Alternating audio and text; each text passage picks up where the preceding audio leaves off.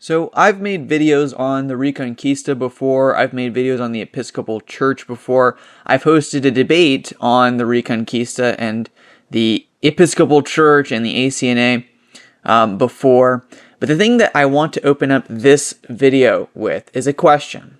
For people who are considering this, even for people who are proponents of the Reconquista, what is the difference between what the Reconquista is trying to do today and what predecessor movements have been attempting to do for the past 100 years that makes the Reconquista different? What are they doing that those movements weren't doing?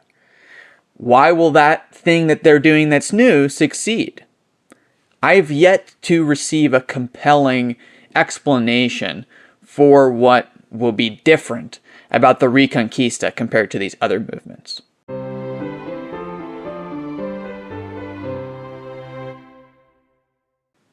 Hello, and welcome back to this episode of the Anglican Renaissance Podcast. My name is Joe. This is the Young Anglican YouTube channel. I make videos about Anglicanism and Christianity. This video is going to be about Anglicanism and the Episcopal Church in the United States, and it's not going to be in-depth theology, but it is going to be relevant to lots of Anglicans, lots of people who are trying to embody Anglican Christianity. And I know lots of people in my audience, even if they aren't Anglican, are fans of a friend of mine, Redeemed Zoomer. And Redeemed Zoomer and me get along very well. I see him as an ally.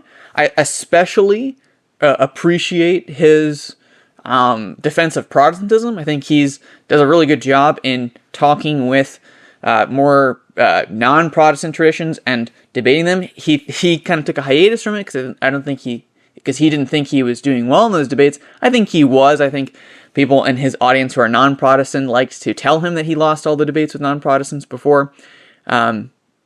I guess to psych him out, but I think he is definitely very good at that. I agree with him on a lot of things. We've had conversations before. I think he knows that, I have a lot of respect for him and for his channel and for what he's doing on YouTube. We just have a disagreement on strategy. And that is how I see the question of Reconquista, especially as we're going to get into the specifics of the Episcopal Church. To me, this is a conversation between, from me to the conservative people in the mainline who want to revive the mainline and return it to orthodoxy. We're two generals in the same battle that have different strategies. That is the way that I approach this. I think one general could tell the other general, what I think you're trying to do is a disastrous plan, and still agree on who the enemy is and who the good guys are and all that kind of stuff. And both want to succeed and defeat the enemy together, but both can have quite heated beliefs about what they believe, and get kind of heated with each other, advocating for their strategy because they might think that if the other guy's strategy is the one people waste energy and resources on, that we could lose the battle. Now, that is a very different conversation than I might have with somebody who intentionally wants the mainline churches to liberalize, which there are lots of people. There are people who will probably be in the comments of this video saying, all of the stuff that the Episcopal Church does, like the ordination of women and gay marriage, which we'll talk about, not requiring priests to believe the Nicene Creed, things like that. I think there are going to be people in the comments section who are defending all that stuff, okay?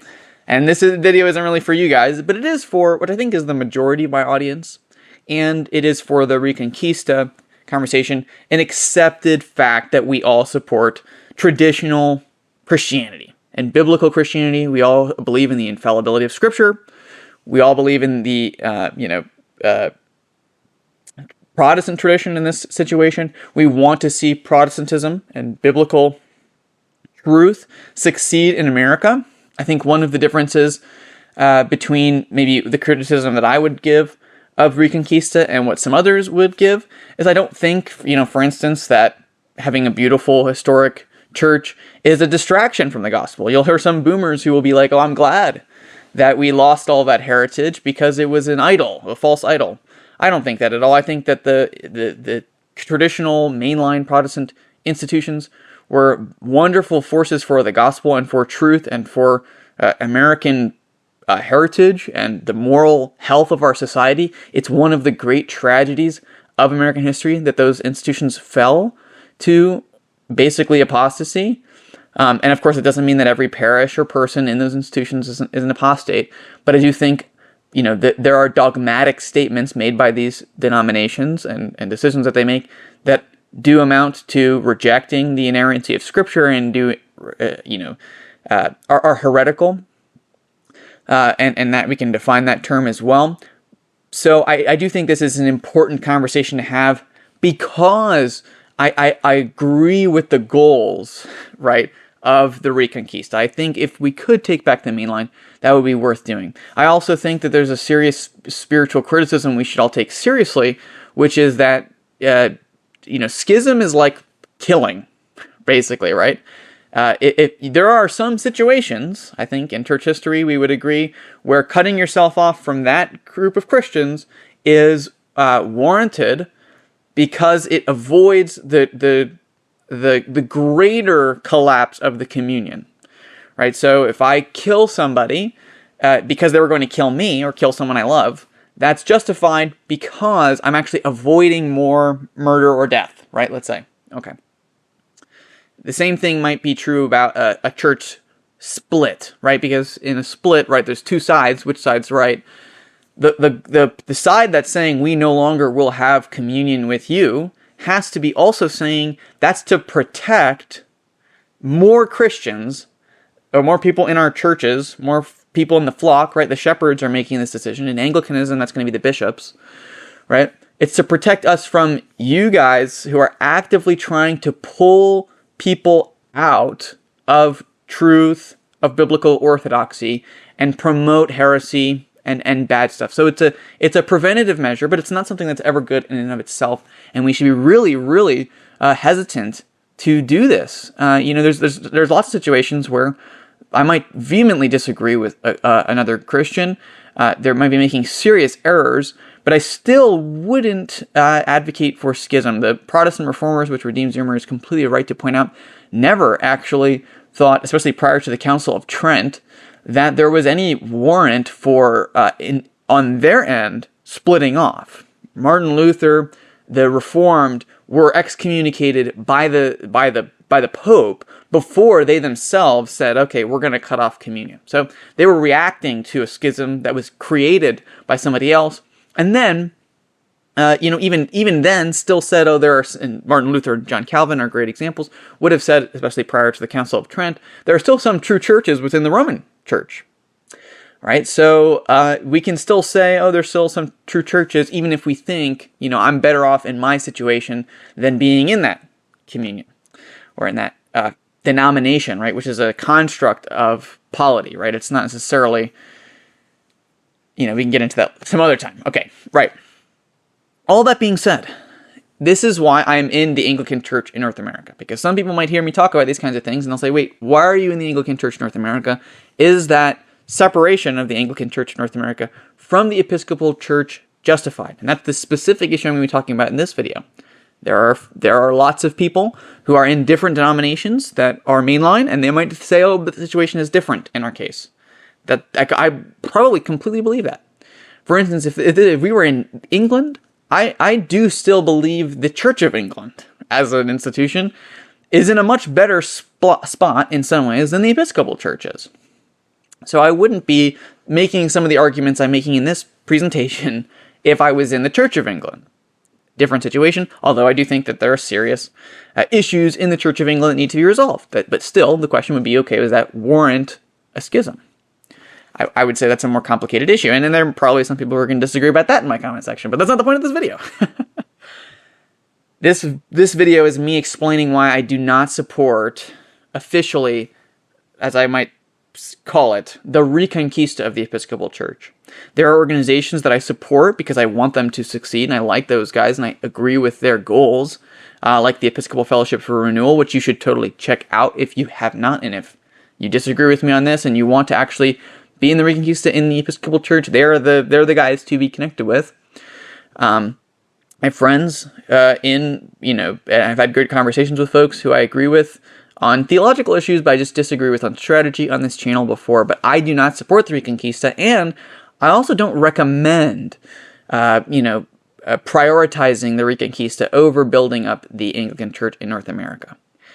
what I would recommend, if say you have a perfect, in a perfect world, you've got a choice between going to an Anglican Church North America church or an Episcopal church right near you. There's no difference. You don't have to commute 3 hours to your ACNA church. That's a different situation. I think there are some situations where it's fine to go to especially a Orthodox Episcopal church, parish. But on the whole, I would say we should focus our energy on building up the ACNA. That is my belief. I actually do believe that. But, I also think it's warranted to justify that position. The first big position that I think is worth, the first big reason I think that justifies this position is that the arguments for the Reconquista of the Episcopal Church and of other mainline churches is a largely counterfactual argument. What does that mean? Counterfactual means if this had happened, then we would be in X position. But the thing already happened, right? So a lot of times you'll see, okay, if the conservatives hadn't all left the mainline, earlier, so in the PCUSA, which Redeemed Zoomer is a part of, he'll talk about Machen, who was the founder of the Orthodox Presbyterian Church, who was against some of the growing liberalism in the Presbyterian Church in his time. He eventually created his own denomination, and I don't know enough about the details of that to say my opinion on whether or not that was accurate. But the argument is, okay, look, well, the conservatives keep leaving, and then, of course, the denomination is going to get more and more liberal.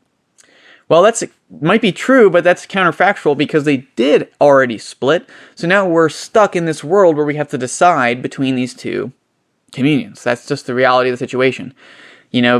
I would say as a Protestant, it would have been better if the Roman Catholic Church reformed during the Reformation and remained true to the apostolic deposit, but I don't think that did happen. So focusing on that would be, I think, a misguided attempt. And what I would say to somebody who is deciding between Roman Catholicism and Reformed Catholicism, I would say, which is what the Anglican Church is and is a constituent part of, I would say become Anglican. That's the situation we're in now. This is the choice you have to make. Okay. In the same way that I think if you were in, the Levant during the first millennium and you had to decide between the Chalcedonian Church and the non-Chalcedonian churches, you would just say join the Chalcedonian Church, right? Because Chalcedon is correct, it's biblical, it's orthodox. Join the Chalcedonian churches. Do not join the non-Chalcedonian churches. Do not join the Nestorians. Don't join the Eutychians. That's a more complicated issue as well, of course, when we can talk about Oriental Orthodoxy in another video. Okay. That's just the situation that we're in. Sorry that it is. And it's not only counterfactual, it's also the history is getting worse, right? So, say like in the Episcopal Church, right? Okay. The Episcopal Church, I would say, has the least splits, the fewest splits in our history. The PCUSA, right, had the split with Machen in the late 1800s. There was no equivalent of that in the Episcopal Church on the issue of orthodoxy. There was the split with the Reformed Episcopal Church because the Reformed Episcopal Church was mad about Anglo-Catholicism, and they were a very low church version of the Episcopal Church that came out of it. They're not that way anymore. If you go to a Reformed Episcopal Church today, you'd be shocked probably in hearing that because they tend to be more high church today, and they're a constituent of the Anglican Church North America. That's a whole other conversation as well. Okay, but the Episcopal Church didn't have that, split that created liberalism in this counterfactual argument, and still liberalism ended up creeping into the Episcopal Church. Theological liberalism ended up creeping into the Episcopal Church. And it wasn't until the 1960s or 70s that there was the first real split between the Episcopal Church and the first Anglican Church in North America, which is the progenitor denomination of the continuing Anglican churches, if you're aware of what those are. And they split over women's ordination. Now, it would be, I think, not necessarily accurate to say that was what created a kind of vulnerability for more liberalism in the Episcopal Church. It might have done a little bit of that, but that wasn't as large of a split as some of the more recent splits were. And there were many people who remained within the Episcopal Church, despite the ordination of women going on, and continued to disagree with the ordination of women. An organization I've talked a little bit about before is Forward in Faith. Forward in Faith has opposed the ordination of women since that time in the Anglican Communion, and there are, I'm in Forward in Faith North America. There's Forward in Faith, the original one, which is in the Church of England when this issue became prevalent it became an issue in England, and continued to fight the battle for 50 years or a little bit less than that, around 50 years, 40-ish years, in the Episcopal Church, and intended to reform from within. There were a lot of people who intended to do the Reconquista, basically, for the next, since the 60s, 70s, when the original suggestion was put forth, really at all. Okay, so they were trying to do what I would argue that the Reconquista is trying to do today, and they had a much better position.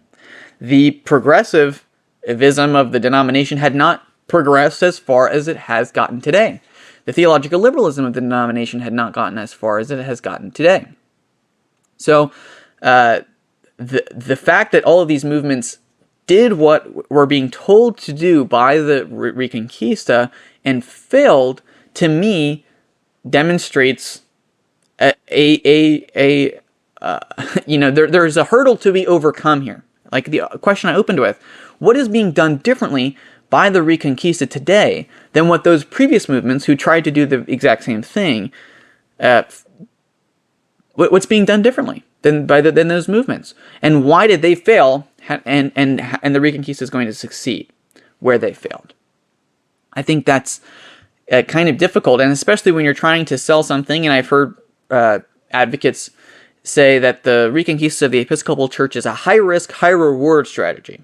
Yes, it might not win. It's got all these things acting against it, but if we did, it would be worth it. So that's why we have to give it a shot. But with every passing year, the risk gets higher. I don't really see a lot of positive progress being made in the mainline, in the Episcopal Church, and the reward diminishes. Churches are closing. The institutional connections are diminishing. The denomination is getting poorer and poorer. It's getting fewer and fewer people in the pews. Unlike the ACNA, which is growing by average Sunday attendance, and is growing in church plants, and is gathering buildings, and is being built up as an institution. The seminary is getting more developed. The connections are being more developed. The positives that come from being an established denomination are starting to build up in the ACNA as they're starting to diminish in the Episcopal Church. So the balance is shifting in the opposite direction. So it's less and less worth it and less likely with every passing year to reconquista the Episcopal Church. And frankly, I think there is a little bit of historical ignorance when this kind of counterfactual stuff is being said. And a lot of the language, of course, is, needlessly, in my opinion, accusatory. People will say, oh, in the ACNA they ran away because of conflict, or in the ACNA they schismed for no reason, all this kind of stuff. And this is ignoring the fact that the people who today make up the ACNA, especially the ACNA, not the continuum, right, were reconquistadors for the past 40 years. They agreed with what you are trying to say to do now and tried their hardest. The prime example I would give for this, and I'm not a perfect expert on the exact history of this, but this is the publicly available knowledge about the history of the ACNA. The first archbishop of the ACNA was a bishop of Pittsburgh in the Episcopal Church named Robert Duncan. Robert Duncan was the leader of an internal reform movement within the Episcopal Church. He did not start trying to reform and oppose same-sex marriage, which was the issue of the day. He did not try to oppose that by suggesting a schism. He was meeting with global leaders of the Anglican Communion to organize an internal reform situation within the Anglican Communion. Because of his public opposition to the ordination of Gene Robinson and same-sex marriage, and his public organization with other bishops from around the globe, he was deposed by the Episcopal Church. He's the Martin Luther in this situation, okay? And instead of stepping down because he felt like he was on the right side of the situation, and because his diocese voted to keep him, he instead, here's what he would have been, in my opinion, perfectly justified in doing. He could have completely broken away on his own and formed his own denomination right there, and yet he didn't. Instead, he remained within the Anglican Communion and sought alternative episcopal oversight and sought the direction still from the Communion, which is a supra-provincial organ of the Anglican Communion. And lots of people will say, oh, but there are problems in the ACNA, there are problems in the Global Communion with issues. Women's ordination is the one that's usually brought up, and that is totally true. But again, this is because we do believe in reforming that those kinds of things were really permitted to continue, in my opinion. So he then remained a part of the Anglican Communion rather than, say, doing what the continuing churches had done, and we can talk about the continuum in another video. But again, because he still believed in reforming and remaining within the institution of the Anglican Communion. So I don't really think that this is a one-to-one example of of running away because of liberalism. He was being attacked by the institution and responded, and still felt that he still felt a need to remain within the Anglican Communion. Okay. And then the ACNA formed up around the people who supported Duncan and from a lot of different movements from within the various dioceses of the Episcopal Church. One of the big problems was, the Episcopal Church basically directly claims to own all of the parishes in the Episcopal Church. So a diocese that left could lose all of their parishes. So even dioceses like Dallas and Springfield and Central Florida and Albany, which supported Archbishop Duncan, remained. So there were lots of conservative dioceses which remained in the Episcopal Church. Now, if you actually study the history of the Episcopal Church, what you will find is that of those dioceses that I named that didn't leave for the ACNA, that supported Robert Duncan, Albany had their bishop, Bill Love, forcibly removed as well, and now, because he refused to do gay marriages within his diocese, and so the Episcopal Church, as a denomination, basically removed him. Central Florida, which was originally which is a conservative diocese to this day, and the bishop won't do same-sex marriages, and the priest won't do same-sex marriages, right? Still, if a parishioner shows up at the church and wants a gay marriage, they can the canons of the Episcopal Church force that parish to host that gay marriage, okay? And when they tried to select a conservative bishop to replace their previous bishop, that diocese was stopped for almost a decade. Not almost a decade, I think it's half a decade. 8 votes to try to get the same guy to be bishop, and the denomination would not allow them to appoint that bishop because he was conservative. There is and the Diocese of Springfield, the Diocese of Dallas, which when the ACNA was formed had suggested that they might leave because of their agreement with the ACNA, have basically been reduced in strength in their opposition to the Episcopal Church. I just don't think that this is what is the trajectory of the Episcopal Church specifically, which I know more about than other mainline churches, so that is what I'm speaking about in this. Additionally, there were organizations formed within the Episcopal Church, one of those being the American Anglican Council before the formation of the ACNA, to legally defend priests who had been targeted by the denomination for not going along with the direction of the denomination. According to the American Anglican Council, in the last 20 years, this legal organization has defended 700 priests from the Episcopal Church's legal actions against them for orthodoxy, right? The American Anglican Council isn't defending people against charges of misconduct. It's defending them based off of their persecution or their attack for their theological beliefs. The denomination isn't a neutral playing ground. In fact, people will send me clips from the current presiding bishop trying to argue, look, he's more conservative than previous archbishops because he's advocating for stopping persecuting conservative clergy in the denomination, and he wants to have a more live and let live attitude rather than the previous 2 presiding bishops of the Episcopal Church who did not have a live and let live attitude. And I'm sorry, that's not the same. He's not pushing the denomination back into a conservative stance. He's not doing things like, at the very minimum, requiring, okay, yes, if you are a minister in the Episcopal Church, you have to believe the Nicene Creed, right? Which you don't have to. There are clergy in the Episcopal Church today who do not believe in God, and that's okay. There's no discipline taken against them. But there are still dioceses, again, despite the rhetoric of the presiding bishop, where clergy will be punished for not agreeing with same-sex marriage. Clergy will be punished for not believing in the ordination of women. I know one of the heroes of the Reconquista, and I know him personally. I've had great conversations with him. Reverend Jake Dell was originally an Episcopal priest, and he's held up as a victory for the Reconquista because he is now a Congregationalist minister and has reconquisted a Congregationalist church. Well, the polity of Congregationalism is very different than the polity of the Episcopal Church. He used to be an Episcopal priest, and after associating with the Reconquista, was intentionally targeted by people in the Episcopal Church to remove him, and was basically betrayed by his parishioners and kicked out of the denomination. The Episcopal Church is not a kind of neutral playing ground where one congregation can feel this way and be committed very seriously to orthodoxy, and another congregation's opinion doesn't matter. The Episcopal Church, because of Episcopal polity, has made that basically not an option, and intentionally targets only conservatives, theological conservatives. In my opinion, I just think this is not an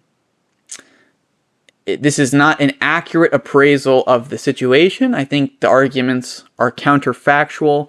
They're suppositional. They're just saying, this is what I think would have happened. And there's not really any explanation for how this unique strategy of the Reconquista, let's say, is going to overcome the obvious hurdles in the Episcopal Church. And I say this as somebody who, I love the Episcopal Church. I was actually married in an Episcopal Church. I love the heritage of the Episcopal Church. I love learning about it. My wife's family are generational Episcopalians. And I had great conversations with theological Orthodox people in the Episcopal Church. But I have to tell you, there are people I know who I've seen in the last 3 years. They went into the denomination, very Orthodox Christians, and then the atmosphere of the peer pressure, really, of non-Orthodoxy completely has slowly changed their theology to conform to what is the majority opinion in these denominations, right? The Bible says a little leaven leavens the whole lump. That means a good leaven can really do a lot. I completely believe that. But it also means that a bad leaven will infect the whole lump, and there's always going to be the pressure within this majority non-Orthodox denomination to conform to these different positions. I see this a lot with people who are advocates for the Reconquista of the Episcopal Church, and then you'll find out that they're okay with stuff that traditional Anglicans would not have been okay with, frankly. The ordination of women. And I say this as somebody who I try to have a nuanced position on this, but I do not think that any, C.S. Lewis, Richard Hooker, the great Anglican divines, the ecumenical councils, right? The contiguous teaching of the church since the apostles, 12 of whom were all male, have always excluded women from the priesthood, right? And especially from the episcopate. I don't think that you can say, oh, we're reconquisting the Episcopal Church if you just want to get rid of the most recent changes and go back to what the changes were in the 90s, let's say, right? I think that comes from a kind of presentism that is not actually self-correcting, right? What I think happens for some folks is they have a halcyon days feeling, they have a nostalgic remembrance for the way that the church was when they were a child, and all of the things that they didn't realize were actually compromises when they were a child were compromises, and they were not accurate to the biblical truth, and they can recognize that the liberals and progressives, frankly, are destroying the denomination by trying to force change on the denomination, and they want to just stop people from forcing change, right? And so they sympathize with the kind of conservative attitude, which says, let's keep things the way they are now. But I'm sorry, the denomination does need to change. It needs to change in a completely opposite direction. And I think the inertia that people can recognize in the denomination, they think that means that there's a kind of deep, real commitment to theological conservatism that is actually just a temperamental conservatism, which would not be friendly to changing things in the other way. I would say that there are lots of people, you'll see occasionally polling data showing that the people who go to mainline churches, despite the leadership, vote in the majority for Trump, right? And they are Republicans, and they're not Democrats. Actually, the Episcopal Church, this isn't even the case, and the majority of Episcopalians are Democrats. But this is ignoring the fact that the Republican Party platform today also has abandoned, Christian orthodoxy on lots of issues. Donald Trump is no enemy of same-sex marriage. He's not even pro-life.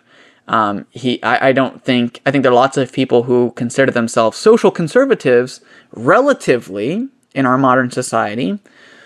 And they wind up in mainline churches, but they're not really, frankly, just like regenerated Christians who want to see biblical truth win over the world. They're just a different type of worldly person, frankly, than progressive worldly people.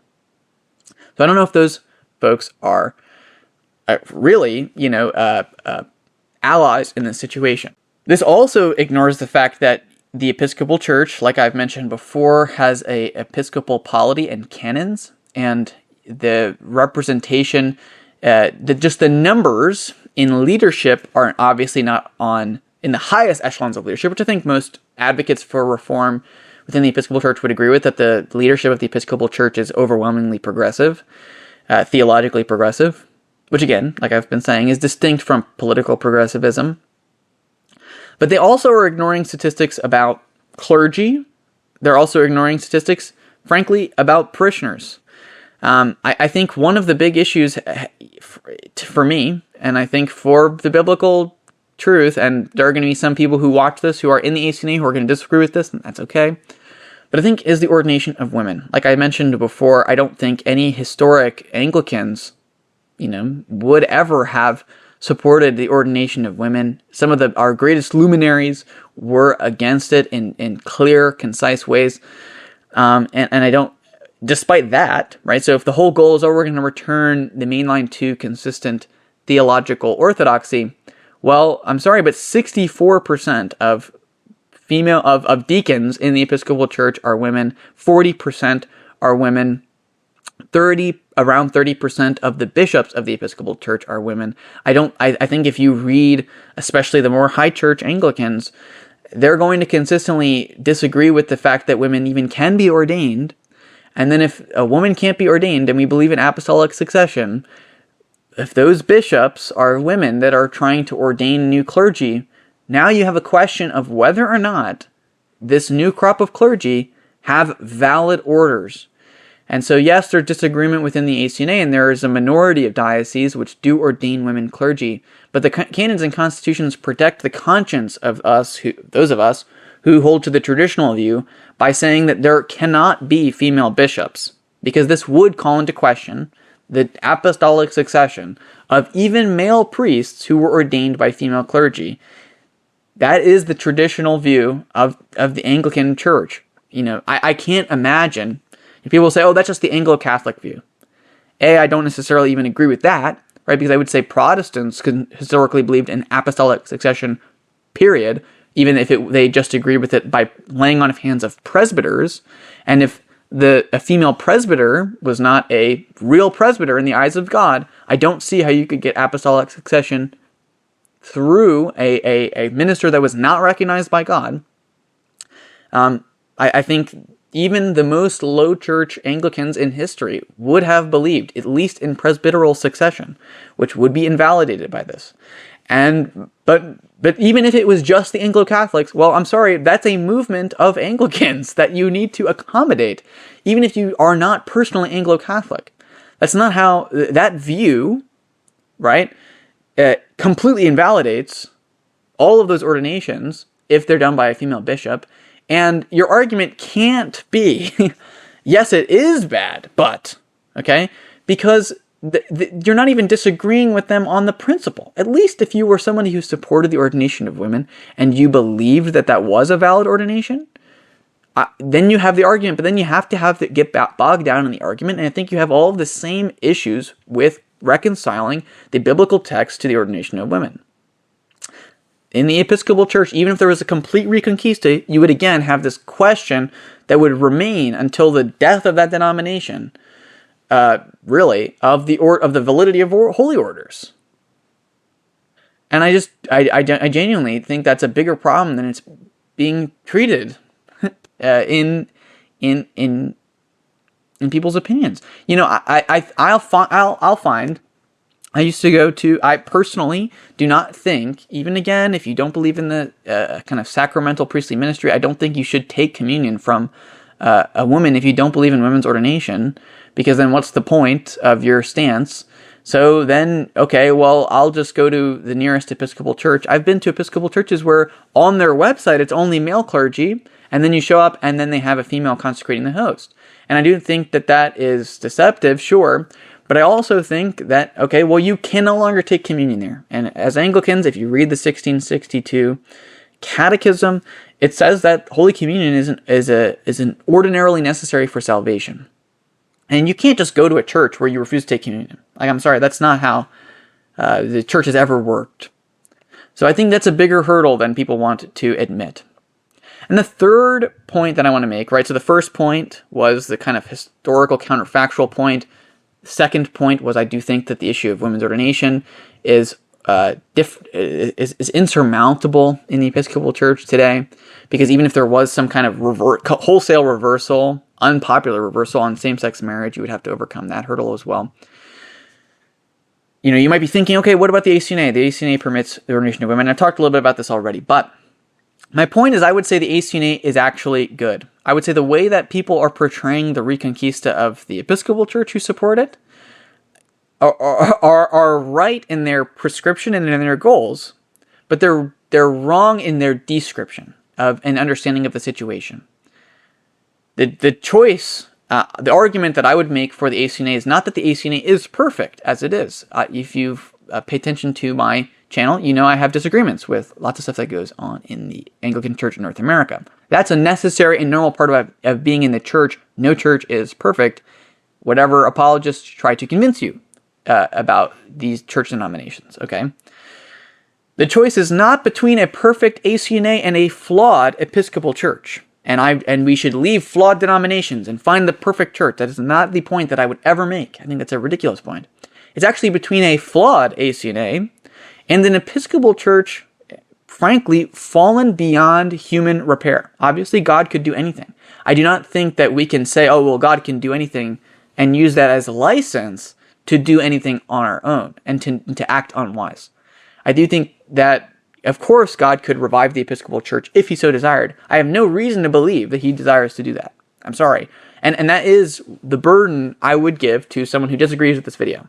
Because I would love to have conversations with folks who I disagree with me, and I try to, in emails and in messages and in private conversations I've had with folks in the past. But I don't see any sign that this is a succeeding strategy that God is rewarding. I would say this initially. Okay, so some of the things we will say in advocating for the Episcopal Church would be the heritage, the institutions, the connections. Okay, well, the ACNA does have heritage. There are a number of dioceses which left the Episcopal Church, which are now in the ACNA. Dioceses like Pittsburgh, South Carolina, Fort Worth, Quincy. They were all in the Episcopal Church. They were founded by the Episcopal Church. Dioceses like South Carolina were actually founded by the Church of England, right?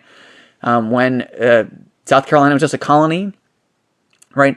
And they are now in the ACNA. So somebody has to preserve those heritages, the heritage of those denominations, right? Well, of those dioceses. They have lots of old, beautiful buildings. They have historic heritage that was built and created by faithful Anglicans, right? And the argument that the heritage is important is, think about this. If you spent all this time, money, effort to build a church for the glory of God, and you were an Orthodox Christian, how would you feel if 100 years later somebody took it over, right, and completely repurposed it and turned it into a pagan temple? I think you'd be mad. And the answer to that is I would be mad.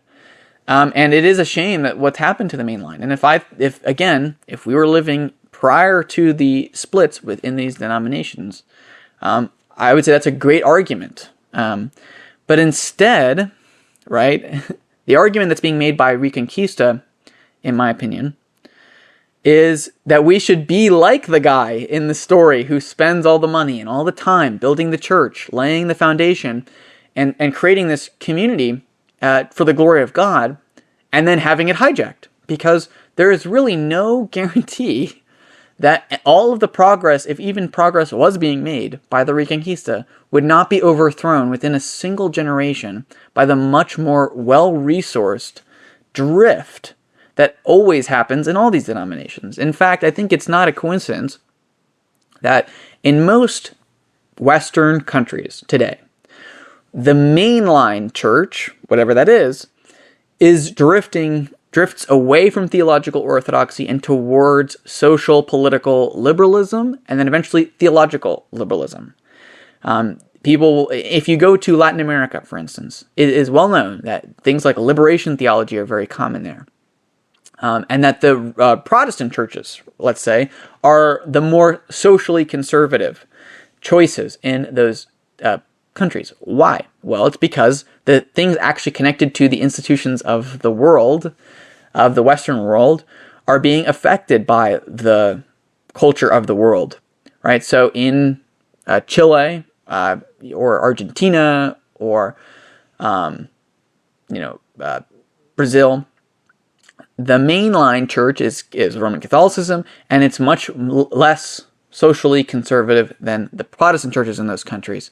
The reverse, of course, is what is true in the United States. In Germany, for instance, the established Roman Catholic Church and the established Protestant churches are very socially liberal and have abandoned, in a lot of ways, theological conservatism and orthodoxy. Okay, this is because of their connection to the world. It's not in spite of it. I think that is a fact you're always going to have to deal with in a mainline denomination, and I don't really see a coherent argument for why that will not destroy or eviscerate any of the gains of the Reconquista within a single generation. I think it's almost like the law of thermodynamics that eventually all institutions erode slowly over time. I think what we're seeing with a lot of the established churches in the world is that they're slowly eroding or becoming more like the culture that surrounds them. Frankly, if you look at like the Russian church, which is Orthodox, Eastern Orthodox, but also Orthodox on a lot of the issues that the Episcopal Church is not Orthodox on, it's also, in a lot of ways, subservient to the culture and the politics of its society, of Russian society, and has been, glorifying Russian military dominance, frankly, in a unjust, aggressive war against a smaller nation. That's just the facts, right? That is what is happening in all these countries. Now, it's not the same problem of theological liberalism that we have today. And if you look throughout church history, there's always been that tension between the church and state. I think especially because the church is in a much weaker state today in the modern world than it has been in the past. It's much harder for the church to resist the kind of move of the culture. But nonetheless, that'll always be a temptation, and there's nothing that guards against that. Whatever you have gained in the Episcopal Church from being taken away from you, either in your lifetime or after it. Now the question, though, really is the ACNA any better? And my argument would be that it is better. I think there's lots of reasons to be hopeful that it's trending in the correct direction. People will say, but women's ordination exists in the denomination. Well, if you just look at the numbers, 17 out of the 28 dioceses do not ordain women to the priesthood. those dioceses are on the whole growing more consistently than the dioceses that do not, especially if you control for, there's one diocese called Church for the Sake of Others, which I won't get into all of the particularities of that diocese. If you take them out of the equation, it's not even close that conservative dioceses are growing more. And additionally, there are dioceses like the Diocese of the Carolinas, where the bishop was previously allowed for the ordination of women, but then there were two bishops. One bishop did not support the ordination of women, and the other one did. And the one who permitted ordination of women just became our Archbishop Steve Wood. And as Archbishop, in order to, play nice, I guess you could say, with the majority of the denomination, he personally stopped ordaining women. So actually, in the Diocese of the Carolinas, there are no new ordinations of women.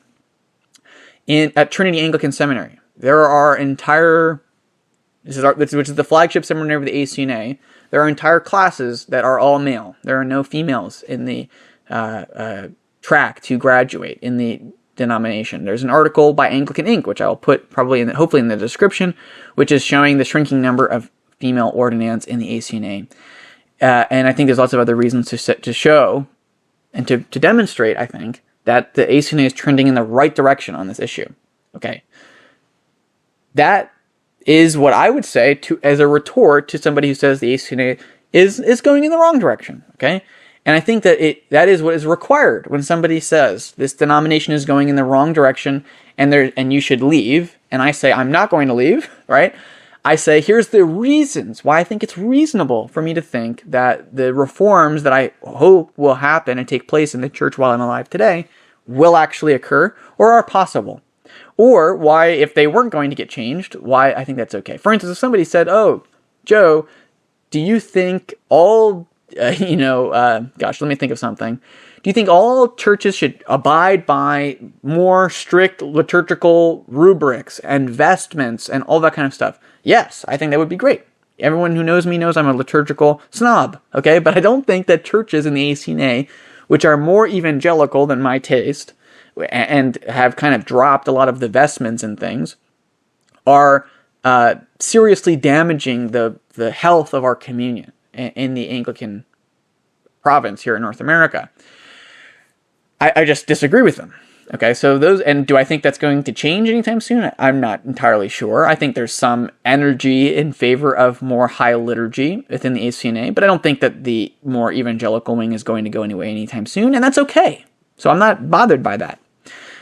But in the issues that I do think are serious, I do think there's reason to have hope, and I do think there's reason to advocate for hope. There are connections. I'm actively, publicly advocating for the changes that I would like to see, and I don't really feel like there's any risk against me, against my channel, from my bishop or from my priest. I think there's major agreement. There are organizations within the ACNA which are permitted to exist, like the Forward in Faith Network that I've already advertised for, which agree with me.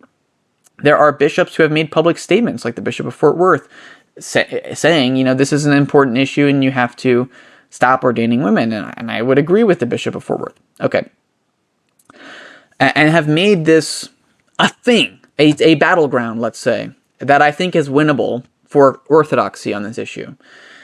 And on top of that, I would say the canons and constitution of the ACNA as they stand protect the validity of ministry. I'm not going to get hoodwinked, let's say, by going to a church thinking I'm receiving a valid communion, when in actuality I'm in communion with something that I completely disagree with, and I don't even have a validly ordained minister. That would be a serious problem. But because the ACNA only allows male bishops, and any diocese that I go into, I know what's true. It allows me, for instance, to make the Anglican Renaissance Church map that I've made, that you may have seen, where I can map all of the churches in dioceses that I think that do not ordain women to the priesthood. In addition, I can find particular parishes within dioceses that do ordain women to the priesthood, even though I disagree with it, and I can find ones that agree, because not every diocese is a monolith, right? And, it tends to be, in my experience, that the dioceses that do not permit ordination of women, there's not any disagreeing parishes within those dioceses. And then within the dioceses that permit the ordination of women, it's not a clean slate. Like I said before with the Diocese of the Carolinas, right? They had two bishops. one of them already did not believe in the ordination of women. I know lots of parishes and dioceses like the Diocese of Canada that are more orthodox on this issue. I know lots and lots of outlier cases. Okay. Putting that aside, I'm done with that topic. I know that's a hard one, and there's going to be people in the comments who are in the ACNA who support the ordination of women who are going to disagree with me, but that is really my stance, and I have to defend it. Okay. The last defense I would make of the ACNA is that it actually is actively rebuilding a lot of the things that are important to Christendom that I think Redeemed Zoomer is right to criticize evangelicals for not having. One of those would be beautiful worship spaces. I think that's been consistently something that Christians have prioritized since the beginning. I think, worship the Lord in the beauty of holiness is a motto of Christians. It's in the Bible, right? And I think there's a strong argument. One of the main reasons I would argue for liturgical worship is that the worship we do here on earth of God is supposed to reflect the worship done in the temple, which is in itself a revelation about what is happening in heaven, how God is being worshipped in heaven. And all of those are described as beautiful. So I do think beautiful buildings are good. And I think the ACNA is actively rebuilding. The ACNA has built in the last 20 years alone an enormous amount of beautiful, large buildings. I mean, St. Peter's in Tallahassee is one of the great examples of this beautiful, enormous cathedral from a very successful church plant that was built in the 20th century. People will say, oh, you can't build cathedrals today, and that's just not true. But there are tons of other churches that I've documented, and I have on lists here, that aren't even just inheritance from old dioceses. Of course, dioceses of South Carolina, Fort Worth, Pittsburgh are full of old, beautiful churches, but those were inherited when we reformed the denomination. I also think because of the positive movement of the Holy Spirit within the ACNA, that God is, in my opinion, confirming the ministry we're doing here by showing fruit of the ACNA, right? There's been expansion, and there's been new buildings, and there's been new parishes, and there's been, not for nothing, but if the ACNA did not exist, it's kind of a hard position for me, because I was baptized in the Anglican Church in North America. I probably wouldn't have been Anglican. I wouldn't have made this YouTube channel if there wasn't a powerful, honest, biblical church plant near where I ended up here in Pennsylvania that was actually doing evangelism. I've lived in this town for 3 years now, 4 years now almost. And the Episcopal Church is not doing evangelism here. It's also, not for nothing, but the continuing churches that are nearby are not doing this kind of evangelism. They're not baptizing new people. They don't have that same attitude towards evangelism that I see in the ACNA, which I see as a positive mark of the presence of the Holy Spirit. Now, it doesn't mean that those Episcopal churches or continuing churches which aren't doing evangelism are not, being confirmed by the Holy Spirit. I would never say that. But I do think that the ACNA is doing something good and is actually bringing more people into historic Christianity than really any of the other competitors in the United States. If you are convinced of Anglicanism and you're sitting here and you're asking yourself, oh, should I try to reconquista the Episcopal Church? Two big concerns. One, and I say this because I know that Redeemed Zoomer is using his channel for good. He's bringing people to Christianity, but a lot of his viewers are either coming from non-denominational backgrounds, evangelical backgrounds, or non-Christian backgrounds. And so this is their first chance to go to a historic Christian church. And they're either going to go to an Episcopal church, or they're going to go, if they're either going to go to an Episcopal church or an ACNA church, the problems they might have in an ACNA church, right, are going to be, oh, the liturgy is not as consistent, maybe. I get that a lot. That's the message I say I get. The number one is, oh, I ended up at a very low church, an ACNA church. And what are they going to do in that situation? Well, they're going to hear the word preached. They're going to receive valid sacraments. They're going to be in a denomination that's positive. They're going to be catechized.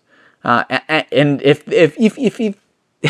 if the church they go to is so un-Anglican that they don't even give them the catechism, right, they can read it online, right, and receive valid ministry and actually probably receive fairly good pastoral care from an Orthodox Christian, from a Christian who believes in the Bible, okay? On the other hand, they go to an Episcopal church, And they have, they get there. They really don't have the word being preached because the minister does not actually believe in the Bible, and he's not relaying biblical facts to them. Again, there are lots of exceptions. I'm not saying this is all Episcopal priests, and there's probably lots of dioceses like Central Florida where the exact opposite is true. Right? They might not even really be receiving a valid Eucharist. That's a question, right? You might say, "Oh, you can have an argument about this." Yeah, but we're arguing about it. It's no longer guaranteed, right?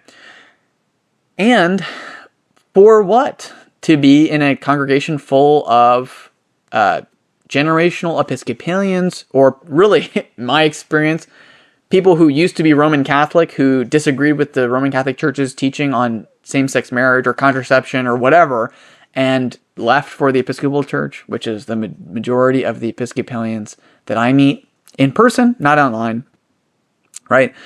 Or people who are generational Episcopalians who have never read the Bible, really, frankly, or seriously studied the Word of God. They're not going to have a serious, in-depth Christian community, and they're not going to be encouraged to take the Bible at its word. They're going to be encouraged to doubt a lot of the biblical commandments. I think that, frankly, for people in that vulnerable situation, especially of being a new Christian or being a new Anglican, I cannot recommend that. And I feel bad because I really do like a lot of the guys I talk to who feel this way. And again, I just feel like a general on the same side of the battle. And so by arguing against my compatriot, I feel like it's friendly fire. You know what I mean? I don't want to be doing this. But I also think that if my compatriot's plan gets put into practice seriously, that there are some major risks for the kingdom.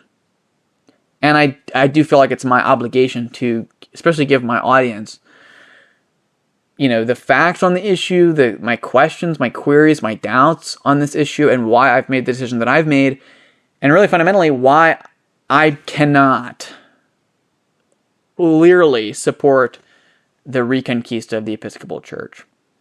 One of the most disheartening things I see, and I don't think this is most of the people who I've talked to recently, a lot of the guys I know, especially in the EFR, Episcopal Fellowship for Renewal, are great and are not like this. But one of the most disheartening experiences I had when I first became Anglican and started going to Episcopal churches, right? So I actually, traveled a lot. There was some time I spent in South Dakota, right? Because of family, things really. And I attended an Episcopal church for a while there, actually. And I was aware of the differences between conservative Anglicanism and the Episcopal Church. And I had approached the priest of this parish, the rector of this parish, before going, and had a conversation with him.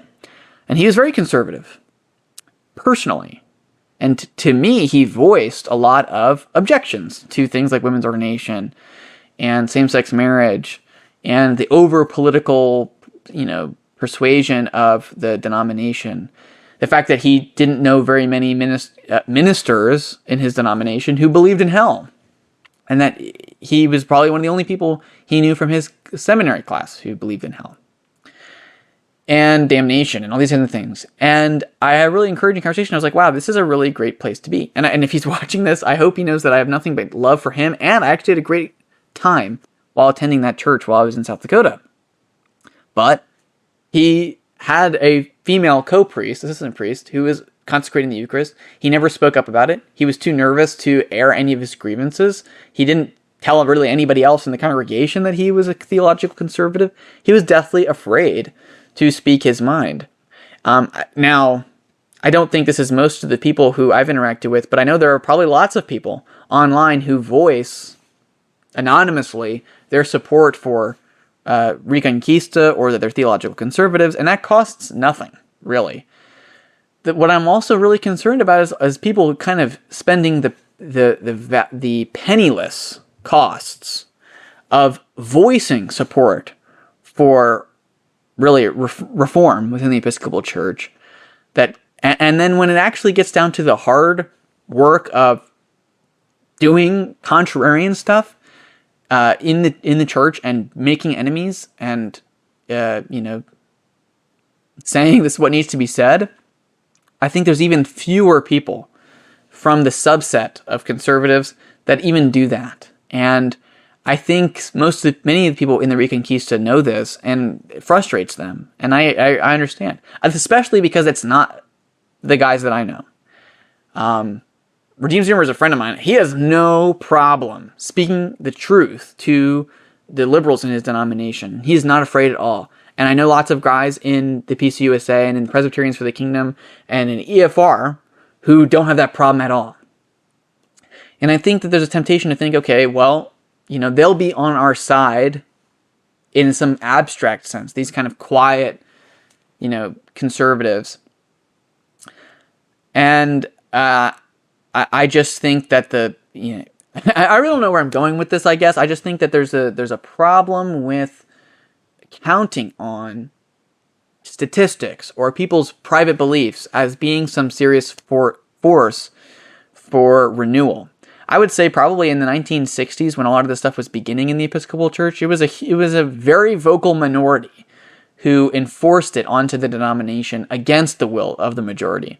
But the thing that really stopped, any serious, heresy trials for liberal heretics in the denomination wasn't that there wasn't enough conservative-minded people, theologically biblical people in the pews, and even in the seminaries, or even in the ministry.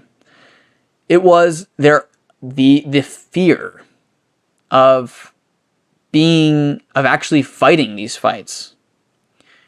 Frankly, and I don't really see how the Reconquista today is overcoming the hurdles that have stopped conservative reformers in the past, in these mainline denominations, in the past 100 years. Maybe I'm wrong. I don't think I'm wrong. Maybe you think I'm wrong. You'll write in something in the comment section. If somebody wants to have a conversation about this, especially an Episcopalian who's a YouTuber or something, who is conservative, I would love to have a conversation and just talk about these things. I've never been afraid to have a conversation. And I see the Reconquista guys as allies and as friends and as compatriots and as Christians and as, all the good things that I want to say. I just disagree with the strategic position. And I do think it comes from a place of love. I completely believe that.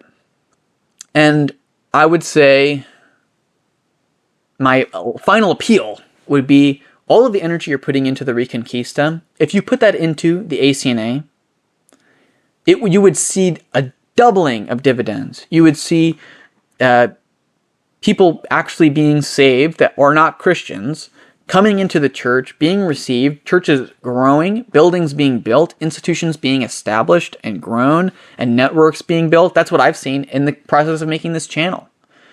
And making valuable social capital out of the ACNA, the seminary, growing, doing well, thriving ministry. Whereas I've met elderly men in their 80s on their deathbeds who spent their entire lives trying to reform the Episcopal Church, just being like, wow, it didn't work. And that is devastating. I mean, it's got to be devastating to anybody who spends their entire life like that. That's one of the reasons, actually, that I'm glad I was born when I was. I think another thing is, classical Protestants who malign the fall of the mainline. I in one sense, I wish I was, born in the 19th century, and I got to live at the peak of my communion's, prosperity, I guess you could say. But I also am glad that I wasn't born in 1930. And I didn't have to be born into that beautiful period in church history and then see it all slowly diminish, only to die with it all falling apart. Instead, if you're like me, if you're a young Anglican, you're Gen Z or you're millennial or whatever, or even maybe you're Gen Alpha, you get the opportunity to be a part of really that first generation of pioneers again. who will leave the church way better off than we received it. And that will be a blessing that I think we won't really appreciate. When the American pioneer Anglicans showed up, I did a video on old high church Anglican church plants in New England and stuff, when either they were establishing the initial colonies, right, in Virginia or South Carolina, they had to build the church. They had to physically build churches. They had to physically build seminaries. They had to do all of that hard work. There wasn't a stone altar erected in the Episcopal Church until like the 1790s, right? 100 years later, because that progress was slow. Samuel Seabury planted 50-something churches in New England because there weren't any Anglican churches in New England. And by the time that he passed away, he saw the Church of New England go from nothing, pretty much, to a number of dioceses with bishops and a powerful institution in New England.